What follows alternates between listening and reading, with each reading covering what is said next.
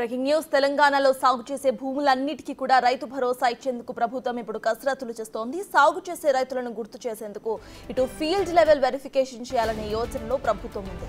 ఒక గ్రామంలో ఓ రైతు తన భూమిని సాగు చేశారా లేదా అనేది గుర్తించడం పెద్ద సమస్య కాదు. పొరుగున ఉన్న రైతులే ఆ విషయంపై క్లారిటీ ఇచ్చేస్తారు.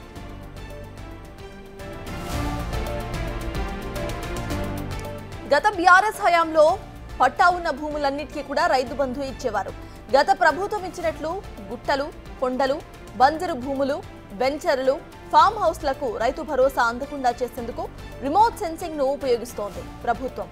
అయితే 10 ఎకరాల భూమి కన్నా ఎక్కువ ఉన్న రైతులు తెలంగాణలో 13% మాత్రమే ఉన్నట్లుగా ప్రభుత్వ వర్గాలు లెక్కలు చెబుతున్నాయి.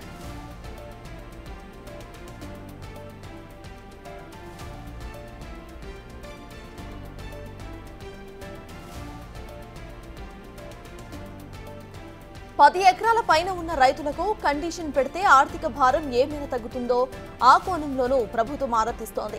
ఈ కండిషన్తో రైతు భరోసా కింద ఆర్థిక సహాయం పొందేందుకు రైతులు నీటి వసతులు లేకున్నా ఏదో ఒక పంట సాగు చేసే అవకాశం ఉంటుందన్న వాదనలు వినిపిస్తున్నాయి. దీంతో రబీలో అదనంగా మరో 10 లక్షల ఎకరాల్లో పంట సాగు పెరిగే అవకాశం ఉంటుందని అధికారులు భావిస్తున్నారు.